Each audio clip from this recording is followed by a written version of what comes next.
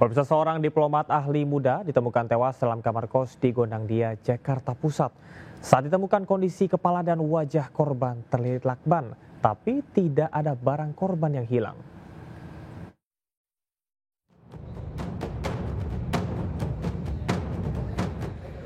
Warga dikejutkan tewasnya seorang penghuni kos dengan kondisi mengenaskan di Jalan Gondangdia Kecil, Cikini Menteng, Jakarta Pusat. Saat ditemukan, kepala dan wajah korban terlilit lakban. Korban Arya Daru Pangayunan merupakan diplomat ahli muda Direktorat Perlindungan Warga Negara Indonesia, Kementerian Luar Negeri. Jasad ditemukan setelah istri korban mengaku kesulitan menghubunginya dan meminta penjaga kos menemui korban. Tak disangka korban ternyata sudah tewas. Polisi menggelar olah TKP dan menggeledah isi kamar untuk mencari petunjuk tewasnya korban. Hasilnya, tidak ada barang berharga korban yang hilang. Sementara polisi belum bisa memastikan penyebab tewasnya korban dan masih menunggu hasil visum. Polisi juga sudah memeriksa 3 orang saksi, termasuk istri korban dan penjaga kos. Dari Jakarta, Rani Sanjaya, iNews melaporkan. Penyebab kematian diplomat ahli muda Kementerian Luar Negeri di kamar kos Gondangdia, Jakarta Pusat masih menjadi misteri. Sudah bergabung bersama kami Jessica Winoto di lokasi kejadian. Jessica, bisakah Anda perlihatkan kepada kami bagaimanakah situasi dan kondisi TKP kejadian saat ini? Ya, selamat siang Camar dan juga pemirsa. Untuk kondisi atau situasi dari tempat kejadian perkara yang ditemukannya di salah satu penginapan di Jakarta Pusat, yaitu Menteng.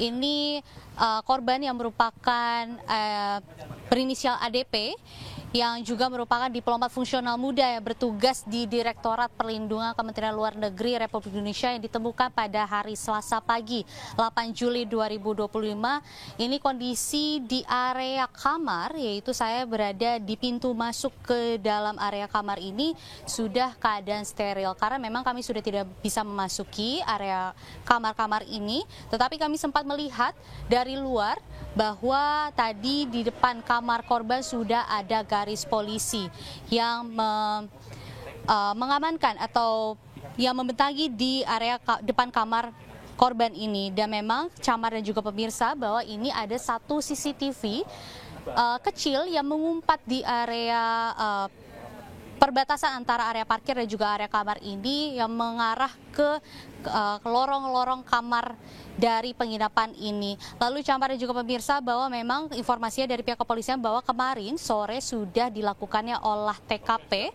awal, tetapi hingga saat ini masih belum ada tanda-tanda adanya gelar olah TKP lanjutan oleh pihak kepolisian. Dan juga jenazah sudah dievakuasi dan dibawa ke Rumah Sakit Cipto Mangunkusumo untuk dilakukan proses otopsi untuk mengungkap apa penyebab pastinya kematian dari seorang diplomat yang berinisial ADP ini.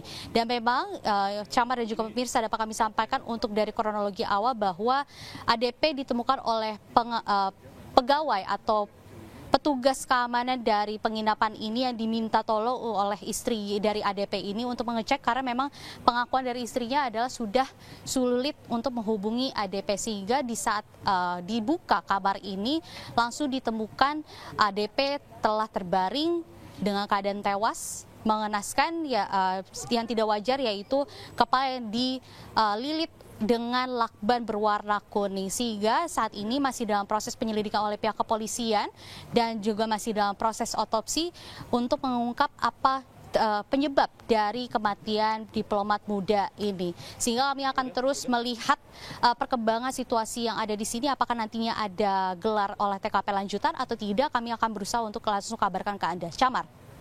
Baik, terima kasih rekan Jessica Winoto melaporkan langsung dari lokasi kejadian. Selamat bertugas kembali. 2 unit kamar dan 1 lift di apartemen City Park Cengkareng, Jakarta Barat porak-poranda setelah ledakan besar terjadi di salah satu kamar. Diduga kuat ledakan berasal dari kebocoran tabung gas. Ledakan besar terekam kamera CCTV di lorong Tower F, apartemen City Park Cengkareng, Jakarta Barat. Akibat ledakan, 2 unit kamar hancur porak-poranda dan atap pun ambruk. Kerasnya ledakan mengakibatkan lift yang berada di lantai tersebut rusak parah. Polisi masih menyelidiki penyebab kebakaran, namun diduga kuat Ledakan berasal dari kebocoran tabung gas di salah satu kamar. Tidak ada korban jiwa dalam peristiwa tersebut.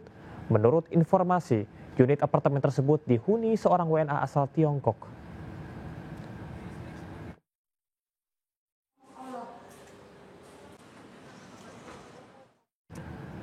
Kita ke informasi selanjutnya, pemirsa, 2 orang terjebak dalam kabin minibus yang dihantam kereta KRL di perlintasan kereta Jembatan Gantung Cengkareng, Jakarta Barat. Kedua korban dilarikan ke rumah sakit untuk mendapat perawatan.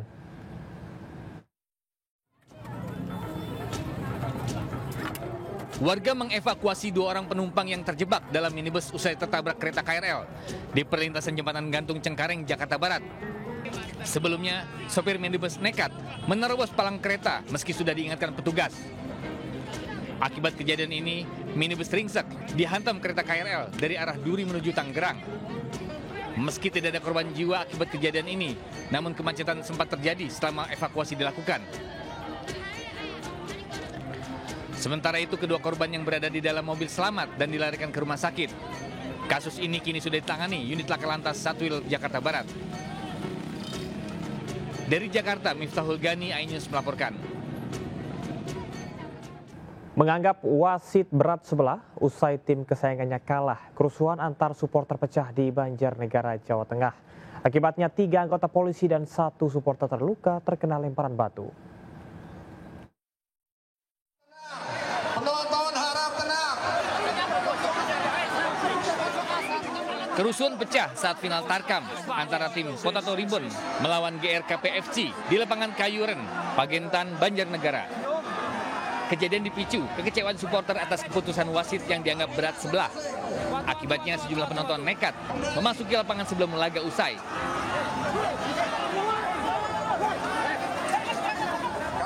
Akibat kejadian ini, 3 anggota polisi terluka dan 1 orang supporter terluka di kepala, pipi, kening hingga dagu akibat lemparan batu dan potongan bambu. Padahal untuk pengamanan laga final ini polisi menerjunkan 500 personil gabungan dari TNI dan Polri. Hingga saat ini polisi masih mendalami dan akan mengevaluasi serta memperketat turnamen berikutnya. Laga final ini berakhir dengan kemenangan GRKP FC dengan skor 2-0. Dari Banjarnegara, Jawa Tengah, Nurdin Fauzi, iNews melaporkan. Pemirsa, tim penyidik Jaksa Agung Muda Tindak Pidana Khusus menyita 72 unit kendaraan terkait dengan pengusutan kasus dugaan korupsi pemberian fasilitas kredit bank-bank pemerintah kepada PT Sritex. Penyitaan puluhan kendaraan milik PT Sritex tersebut dilakukan di Gedung Sritex 2 Sawah, Banmati, Kabupaten Sukoharjo, Jawa Tengah, Senin kemarin. Sementara itu, penyidik hanya dapat membawa 10 unit mobil mewah yang disita dari PT Sritex ke rumah penitipan barang rampasan negara di kawasan Jakarta Barat dan Tangerang. Sementara itu 62 unit kendaraan lain yang sudah berstatus sita dititipkan di gedung PT Sritex dengan penjagaan yang ketat dari TNI.